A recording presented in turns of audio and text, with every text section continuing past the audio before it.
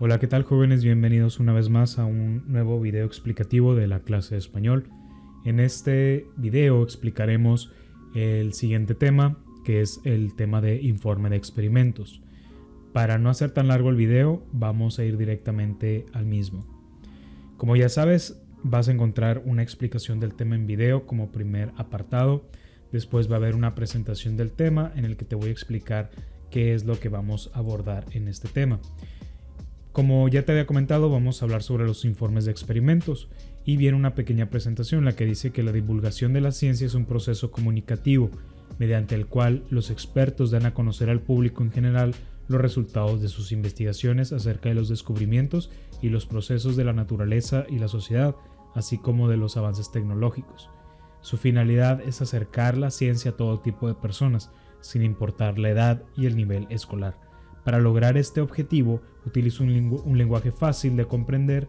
Además, las palabras técnicas se definen en el mismo texto o se crea un glosario para explicarlas. Los artículos de divulgación científica comparten con el público los misterios de nuestro universo. Como ya te había mencionado, vamos a hablar sobre los informes de experimentos, que a grandes rasgos son textos que explican a la población o explican a un público en general los descubrimientos sobre algún experimento científico o sobre alguna investigación. Generalmente estos informes tienen que hablarse con un tema científico, con un lenguaje técnico, utilizando palabras que son especiales mismas de la misma disciplina, por ejemplo, de la medicina, de la astronomía, de la física, de la química, etc. Pero los informes tienen la particularidad de que al ser textos que narran investigaciones científicas, tienen que ser lo suficientemente claros para que las personas puedan entender. Una vez dicho esto, vamos a avanzar para que puedas entrar un poquito más en materia del tema. Tenemos un recordatorio en el que ya sabes, aquí vendrá una imagen que te explica cómo tienen que estar enviados tus trabajos a plataforma. Tienen que traer los datos como grado, grupo y fecha, los apellidos, tus apellidos, tus nombres, el tema en el que estamos y el número de la actividad. Y aquí viene un ejemplo de cómo tienes que mandar tus actividades siempre. Posterior a ello tenemos unos videos explicativos que nos van a decir cómo mandar tus evidencias de trabajo a Classroom, ya sea por medio de computadora o por medio de tu celular. Puedes ver estos videos que te van a servir para que tú entiendas cómo debes mandar las fotografías a la plataforma de Classroom. Posteriormente tenemos un pase de lista del tema en el que ya sabes, hay un formulario en el que tú le vas a dar clic y te va a redireccionar a un formulario donde tú vas a seleccionar tu grupo, vas a escribir tu apellido paterno, tu apellido materno, tus nombres y le vas a dar clic enviar y habrás terminado en el apartado del pase de lista.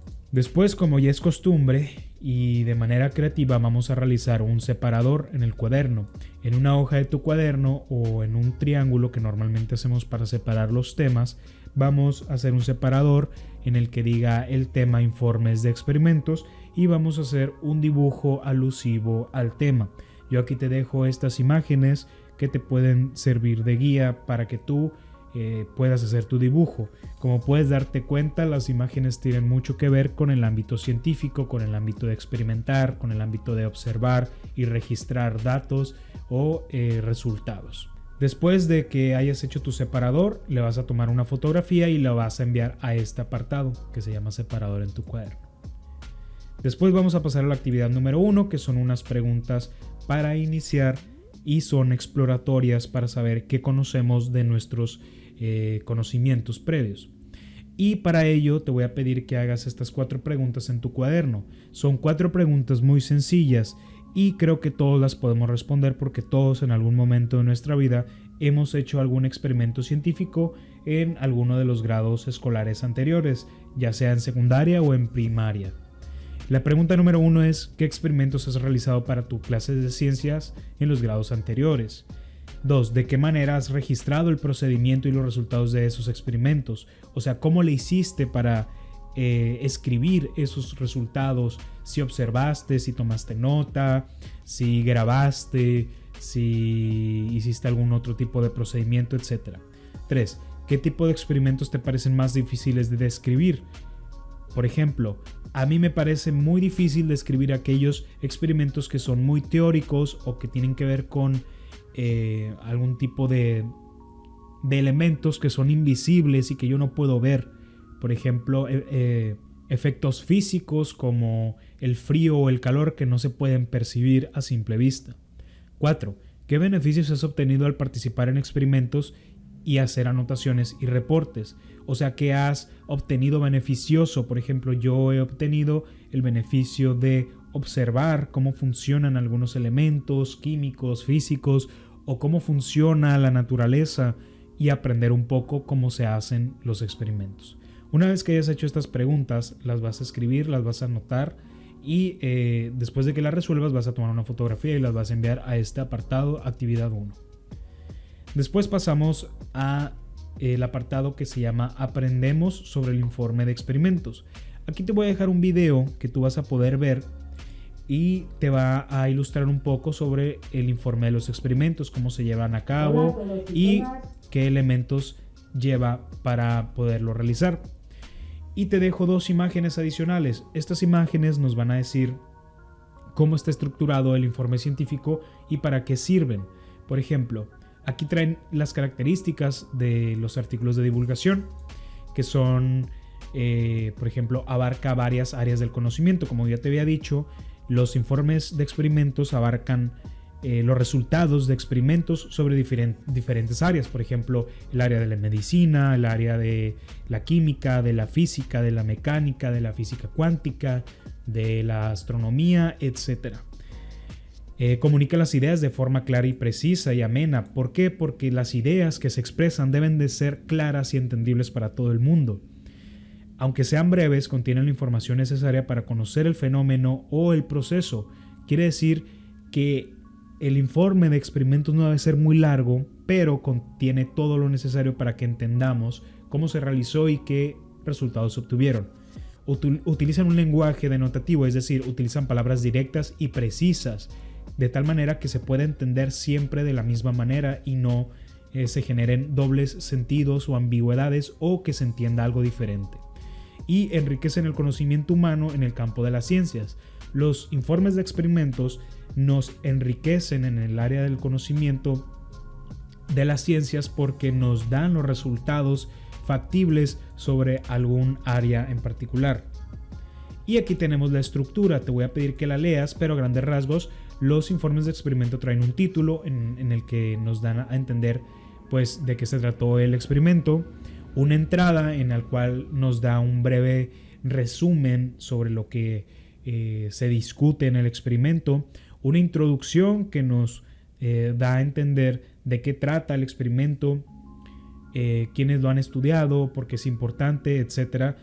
También viene el desarrollo, que es la explicación paso a paso de cómo se hizo el experimento, cómo se describe cada una de las partes y se va ejemplificando al igual que los pasos y se van poniendo pues algunos esquemas, teorías o principios. También tenemos una conclusión en el que se brinda qué fue lo que pasó, qué es lo que entendimos o qué se obtuvo al finalizar el experimento y las fuentes de información en las cuales nos dan a entender de dónde se sacó cierta información para estudiar este tipo de fenómenos y el experimento en sí. Una vez que hayas realizado el chequeo de este apartado, vamos a ir a un ejemplo de informe de experimento y sus características. Aquí te voy a dejar 2 videos para que tú los observes. Uno dura 2 minutos y otro dura menos de 1 minuto. Son videos bastante cortitos y te van a decir las instrucciones de un reporte de experimento y un experimento científico paso a paso. También te voy a dejar 2 imágenes en las cuales te va a decir que el informe de experimento también se apoya de tablas, gráficas y diagramas. Las tablas son unos elementos en el cual se van registrando los datos de ciertos experimentos o de ciertos fenómenos. Las gráficas nos sirven para darnos una idea de manera visual de las cantidades de ciertos resultados y los diagramas nos resultan útiles para describir procesos de paso a paso. También nuevamente tenemos aquí otra imagen que nos da a entender cuáles son las partes más importantes del informe de experimentos, que son el título, que ya te había mencionado anteriormente, que es donde se nombra el título del experimento y debe ser claro y breve. La introducción, en el cual nos dice cuál es el objetivo del experimento o qué pensamos que va a pasar en el experimento. El desarrollo, donde se enlistan los materiales y los pasos detallados que se llevaron a cabo para desarrollarlo, como si fuera una receta de cocina. Y por último tenemos una conclusión de los resultados, en el que se expone de manera clara qué resultados se obtuvieron después de haber hecho el experimento. Una vez que hayas revisado estas dos imágenes, si gustas puedes sacar las ideas más importantes. Vamos a pasar a la actividad número 2, que es analizamos un informe. Aquí se te va a presentar un formulario en el que tú vas a dar clic y vas a analizar a profundidad un informe de experimentos. Como ya sabes, vas a anotar, vas a seleccionar tu grupo al que perteneces, escribir tu apellido paterno, tu apellido materno, tus nombres, y después van a venir 3 imágenes. La primera imagen viene la primera sección de un informe de experimentos, que se llama informe de experimentos, cambios químicos, y viene separado en diferentes partes. Por ejemplo, la primera parte es la introducción y viene separado en 2 elementos, que es el propósito y la hipótesis. Después viene separado en el desarrollo y después trae su división, que es materiales utilizados, que son estos que están enlistados. Y continuamos en la metodología, en la imagen 2, que aquí nos van a ir diciendo paso por paso cómo se prepararon los materiales para poder desarrollar el experimento. Fíjate muy bien en la metodología. Aquí se está utilizando el modo impersonal. Te repito, el modo impersonal, que lo vamos a ver más adelante. A grandes rasgos, el impersonal es aquel modo verbal en el que se utiliza el pronombre se para describir. Por ejemplo, se picó finamente, se colocó, se molieron, se vertió, etc. Lo vamos a ver más adelante con más detalle. También vienen algunas imágenes, como puedes darte cuenta. Y por último viene una conclusión de resultados en las que se enlistan cada uno de los resultados que se obtuvieron del experimento narrado en las otras 2 imágenes. Y vienen una tabla donde se capturan los datos, una gráfica también que nos muestra el nivel de resultado y un diagrama. Tú lo que vas a hacer después de revisar estas imágenes de un informe de experimento es contestar estas 5 preguntas de opción múltiple. Tú vas a seleccionar aquellas que consideres más adecuada y después le vas a dar clic a enviar. Una vez que hayas dado clic en enviar, habrás terminado este apartado. Después vamos a continuar con el apartado de impersonal, que es el que te comentaba anteriormente. Pon mucha atención aquí porque el impersonal, a pesar de que es muy sencillo, te puedes confundir. Como ya te diste cuenta, al momento de escribir un informe de experimentos se utiliza un lenguaje formal para comunicar de manera correcta la información que se contiene, a modo de que todos puedan entenderlo. Sin embargo, el informe de experimentos utiliza el modo impersonal, que generalmente se observa en la sección de metodología y procedimientos, y se caracteriza por el uso del pronombre se, con lo que se indica que no hay una persona específica realizando la acción. Por ejemplo, se tensó, se colocó, se vertió, se puso, se agregó, etc. Y aquí te voy a dejar un ejemplo en modo de video. Una vez que veas el video, también te dejo esta imagen que nos muestra un ejemplo de modo impersonal en la obtención de resultados de un informe de experimentos. A grandes rasgos, jóvenes, el impersonal es un modo verbal que indica que nadie está realizando una acción. Por ejemplo, lo contrario a impersonal es personal.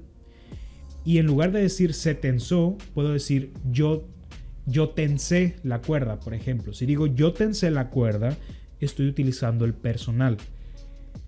Y al momento de convertirlo en impersonal, se utiliza el se. En lugar de decir yo tensé la cuerda, se utiliza se tensó la cuerda. De tal manera que el impersonal no nos indica quién tensó la cuerda. Por ejemplo, se tensó está en modo impersonal. Para pasarlo a personal, tendría que poner un pronombre personal, como por ejemplo yo tensé la cuerda o tú tensaste la cuerda. Se colocó está en modo impersonal. Para pasarlo a personal sería yo coloqué o tú colocaste o nosotros colocamos. Se vertió, yo vertí. Se puso, yo puse. Se agregó, yo agregué. Una vez que hayas visto esta sección, vas a pasar a la actividad número 3 del modo impersonal. Aquí lo que vas a hacer es un ejercicio en el que vas a escribir los modos impersonales de unos reactivos que te voy a poner. Pero te voy a poner aquí un pequeño tip. Dice, el modo impersonal consiste en agregar el pronombre se a las oraciones, pero el tiempo debe quedar igual. Por ejemplo, aquí te voy a poner la misma oración 3 veces, una en tiempo presente, una en tiempo pasado y otra en tiempo futuro. Tienes que observar muy bien en qué tiempo está la oración. Por ejemplo, presente en modo personal. Caliento la comida. Yo caliento la comida. Aquí se entiende que yo estoy calentando la comida. En modo impersonal, tengo que ponerle el pronombre se y queda se calienta la comida. Si te fijas, caliento la comida y se calienta la comida están en modo presente. Sin embargo, el modo personal indica que yo estoy haciendo la acción porque yo caliento la comida. En impersonal, donde dice se calienta, nadie sabe quién está haciendo la acción de calentar la comida. Vamos a pasar al tiempo pasado. En tiempo pasado, en modo personal sería calenté la comida, que sería yo. Y el impersonal sería se calentó la comida. Como puedes darte cuenta, el impersonal, como ya te lo mencioné, utiliza el pronombre se a fuerzas. Tiene que venir el pronombre se y debe de quedar siempre en el mismo modo verbal, en el mismo tiempo. Si aquí estoy hablando en tiempo pasado, calenté la comida, en modo impersonal debe quedar en tiempo pasado, se calentó la comida. Y futuro lo mismo, calentaré la comida. ¿Quién la calentará? Yo. Y el impersonal sería se calentará la comida. ¿Quién calentará la comida en modo impersonal? No se sabe, solamente se dice que se calentará la comida. Y aquí lo que vas a hacer es abrir esta imagen, copiar la imagen en tu cuaderno y vas a convertir las oraciones de la 1 a la 10 que están en modo personal a modo impersonal. Y aquí te dejo el ejemplo. Comí atún en la comida. ¿En qué tiempo está? El ejemplo está en pasado. Por lo tanto, el modo impersonal debe quedarme también en pasado. Y aquí quedaría se comió atún en la comida. Revisa muy bien las oraciones y fíjate que estén en el tiempo que corresponde cuando la pases a modo impersonal. Si el modo personal está en presente, tiene que quedar en presente en modo impersonal. Si está en pasado, tiene que quedar en pasado en modo impersonal. Y si está en futuro, debe quedar en futuro en modo impersonal. Revisa muy bien los ejemplos que te dejé aquí mismo en la sección de la actividad número 3. Posterior a ello vamos a pasar al otro modo verbal, que es la voz pasiva. La voz pasiva es un poquito más compleja de entender, pero aquí te voy a dejar un video explicativo y unas imágenes que te van a explicar cómo está construida la voz pasiva. A grandes rasgos, la voz pasiva es esta que está aquí. Fíjate muy bien, también está por tiempos. Y aquí está la voz activa y aquí está la voz pasiva. La voz activa es la manera como normalmente hablamos. Decimos, por ejemplo, yo leo el libro. Decimos un sujeto, una acción, que es leer, y después ponemos un objeto. Primero tenemos un sujeto que es yo, una acción que es leo, y después un objeto que es el libro. Así decimos siempre, yo leo el libro, el niño encontró el balón, Felipe y Lucía comerán el pastel, etc. Siempre decimos quién realiza la acción, después la acción y después sobre quién recae la acción. En voz pasiva cambiamos el orden de quién realiza la acción y la pasamos a otro lugar. Por ejemplo, yo leo el libro. Eso es en voz activa. En voz pasiva quedaría, el libro es leído por mí. Una de las claves de la voz pasiva es que tiene que quedar el objeto al principio y el sujeto al final. Y va a cambiar un poquito la estructura del enunciado, pero se va a entender lo mismo. Y una de las características de la voz pasiva es que debe traer un verbo, el mismo verbo que está acá, pero convertido a participio, que debe ser ado, ido, to, so, cho, en esa terminación. Por ejemplo, leo cambió a leído, que es la terminación ido. Vamos a pasar a otro ejemplo. El niño encontró el balón. Está en tiempo pasado porque lo encontró. Y en voz pasiva quedaría, el balón fue encontrado por el niño. Si te fijas, nuevamente estamos en un participio porque es ado. Felipe y Lucía comerán el pastel. Esta está en modo futuro porque lo van a comer. y cambiamos el orden para que quede en pasiva y ponemos el pastel será comido por Felipe y Lucía. Y aquí tenemos más ejemplos de voz pasiva y voz activa. Pablo riega las hortalizas del rancho. Si te fijas, aquí está en modo presente porque Pablo las riega. Y aquí en voz pasiva cambiamos el orden poniendo primero las hortalizas del rancho son regadas por Pablo. Nuevamente, ado, ido, toso, ocho debe de observarse en la terminación. Miguel pasea al gato, el gato es paseado por Miguel. Pepe corre los 100 metros son corridos por Pepe. Plácido Domingo canta ópera, la ópera es cantada por Plácido Domingo. Y así funciona la voz pasiva. Aquí te dejo esta otra imagen que nos dice cómo deben de quedar los verbos, con qué terminación debe de quedar ado, ido, toso, ocho. Por ejemplo, impulsada o impulsado, dormido, deshecho, impreso, roto. Son terminaciones que debe tener los verbos siempre en la voz pasiva. Si no terminan de esa manera, no es voz pasiva. Y después de que tú hayas revisado la sección de voz pasiva, vas a pasar al a la actividad. Y nuevamente aquí te pongo un ejemplo de voz activa y de voz pasiva. Por ejemplo, yo leo el libro y aquí pongo en voz pasiva el libro es leído por mí. Fíjate la terminación de leído.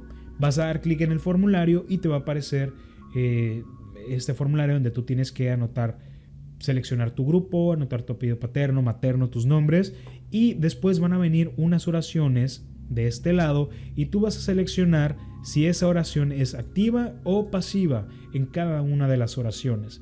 Una vez que hayas terminado, vas a ponerle clic a enviar y habrás terminado la actividad número 4.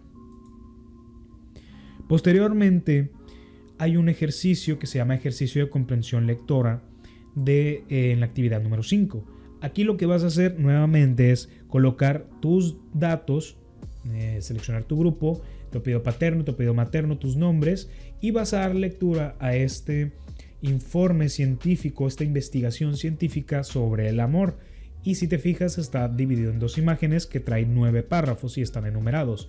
Tú lo que vas a hacer es leer a profundidad ese artículo y vas a contestar estas 4 preguntas seleccionando la opción que consideres correcta.